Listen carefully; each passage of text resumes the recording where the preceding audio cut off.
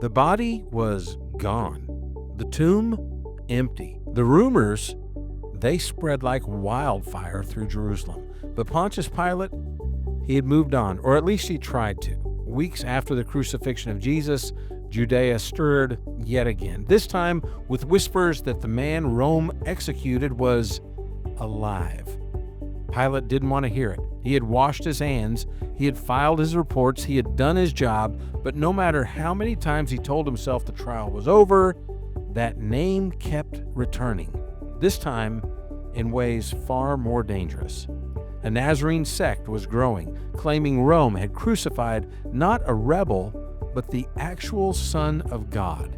Rumors swirled that the tomb's guards were bribed to claim Jesus' disciples stole the body.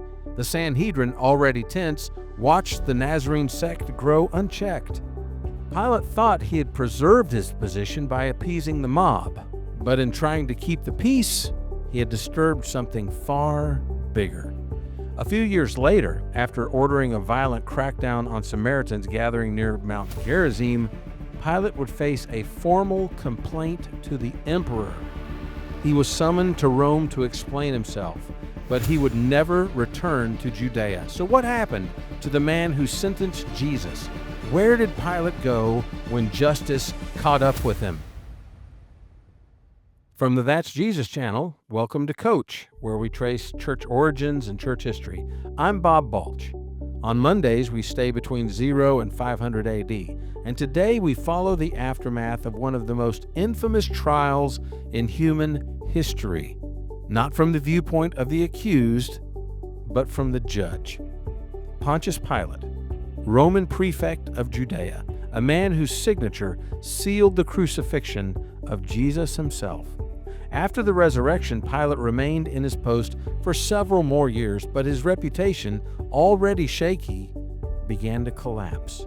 He faced criticism from Jewish leaders, condemnation from Roman writers, and eventually a recall by the emperor himself. His name appears in early Christian writings as both a villain and as a witness. His fate became the subject of ancient speculation, later legend, and deep theological reflection. Today, we're looking into the historical record of Pilate's career after the trial. We'll explore what Roman sources actually say, what Christian authors believed, and why the church remembered him not as a monster, but as a mirror. Let's go back to Judea, just a few years after the crucifixion, when Rome called Pilate home. Now, that Roman official, he held one of the most important and volatile posts in all of the empire. As prefect of Judea, he governed a province infamous for unrest, religious tension, and constant threat of revolt. By the time Jesus of Nazareth stood before him, Pilate had already been in power for several years, and his record, though, wasn't really clean. Philo of Alexandria, writing during Pilate's actual lifetime, accused him of this: briberies, insults, robberies, outrages, wanton injuries, executions without trial, and endless savage ferocity. He painted Pilate not as a reluctant bureaucrat, but as a brutal opportunist who despised the Jews that he governed. Josephus adds even more. In Antiquities and in the Jewish War, he describes several explosive incidents. Pilate once introduced Roman standards which bore Caesar's image into Jerusalem. That ignited outrage from a people who saw it as idolatry, an image in God's city. On another occasion, he funded an aqueduct. How? By raiding the temple treasury, and that triggered riots. Roman troops clubbed protesters to death in the streets. And by the time of Jesus' trial, Pilate was already on thin ice. And that helps explain his indecision. Letting Jesus go could stir up the priests. Killing him could stir up the people. And Pilate wasn't searching for truth, he was just searching for stability. But the irony is sharp. In trying to avoid one uprising, he planted the seed of another one. one that would grow into Christianity itself. After Jesus' death and the rise of the resurrection movement, Pilate's problems didn't disappear. If anything, they escalated. The tensions between Rome and the local population, it just continued. His violent tactics kept drawing attention. And in AD 36, he made a mistake that he could not cover up. A group of Samaritans gathered near Mount Gerizim, claiming that a prophet had shown them where some sacred vessels of Moses were buried. Pilate, he saw it as a potential rebellion, so he sent soldiers to crush the crowd. And they did, killing many, including innocent bystanders. The Samaritans filed an official complaint with Vitellius, the Roman governor of Syria. Vitellius, no fan of Pilate, removed him from office on the spot and ordered him to report to Tiberius in Rome. The man who had judged Jesus was now going to be judged himself. Pilate's journey to Rome in 36 AD marked the end of his governorship and the start of historical silence. Josephus tells us nothing more after his recall. Tiberius, the emperor he was summoned to report to, well, he died in 37 AD. If Pilate arrived late, he may have walked into a very different palace under a very different emperor, Caligula, a ruler known for chaos, vengeance, and theatrical judgment. Eusebius of Caesarea, writing in the early 4th century, claims that Pilate was punished. He says that Pilate, quote, fell into such calamities that he was forced to become his own murderer. According to Eusebius, Pilate committed suicide during Caligula's reign, though the specifics are very vague. Now, is that historical fact, or is it theological poetry? No Roman record confirms the manner of Pilate's death, but the silence itself is telling. In an empire obsessed with legacy, Pilate left behind no monuments, no memoirs, no senatorial honors.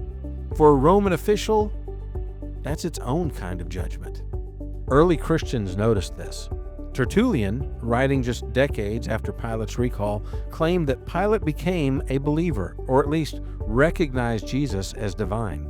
He suggests that Pilate wrote a report to Tiberius praising Jesus' miracles and his innocence. Justin Martyr repeats this idea in his first apology, urging Roman officials to consult the Acts of Pontius Pilate for evidence. Now, whether those documents existed or not, they show that Christians were already interpreting Pilate's fate through theological eyes. But other stories, they painted Pilate darker. The apocryphal Acts of Pilate, also known as the Gospel of Nicodemus, emerged later. It dramatizes Pilate's role in the trial and aftermath, including conversations with Herod, Roman centurions, and the risen Christ himself. Some versions portray Pilate as tormented by guilt. Others suggest he was executed by Caligula. Still, other traditions give him a bizarre second life. In Coptic and Ethiopian churches, Pilate is sometimes venerated as a saint who repented and confessed Jesus as Lord. Meanwhile, in medieval Europe, folklore placed his restless ghost wandering the mountain ranges in Switzerland, cursed to wash his hands forever in icy streams. Why so many stories, though?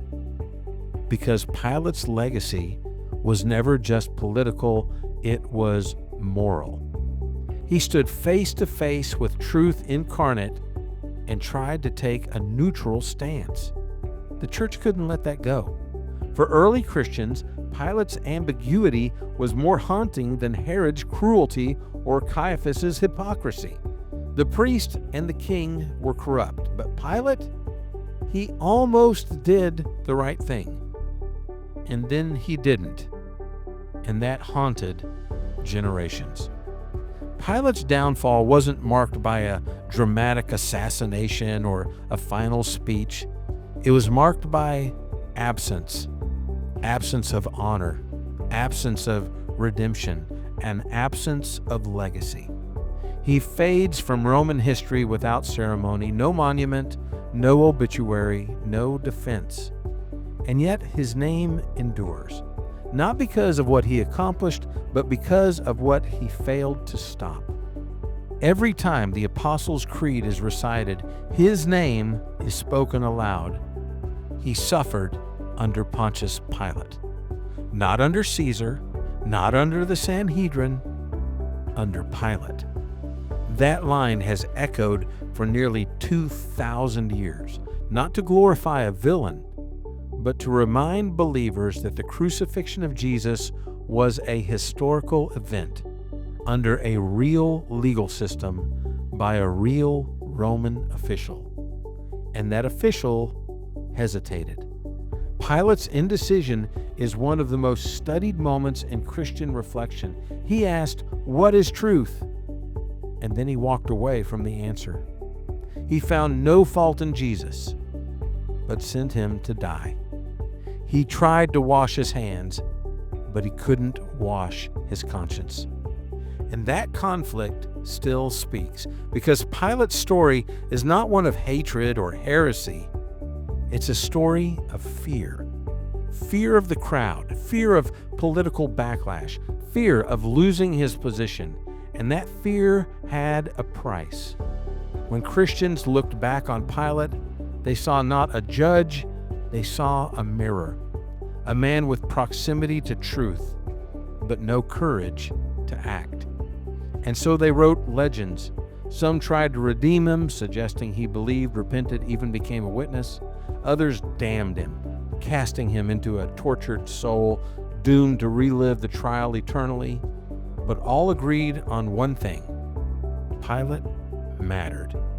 Because Pilate made the choice that every person must face when confronted by Jesus. Do I act or excuse? Do I speak or stay silent? Do I kneel or wash my hands? For a Roman governor, it cost him his career, his title, and maybe his life. But for the church, Pilate became a warning, not of hatred, but of apathy. Not of violence, but of surrender. He reminds us that indifference, when truth is on trial, is its own form of betrayal. And that's why he remains in the creeds, not to be honored, but to be remembered. Pontius Pilate never intended to become part of Christian history. He wasn't a theologian, he wasn't a martyr, he wasn't even a follower.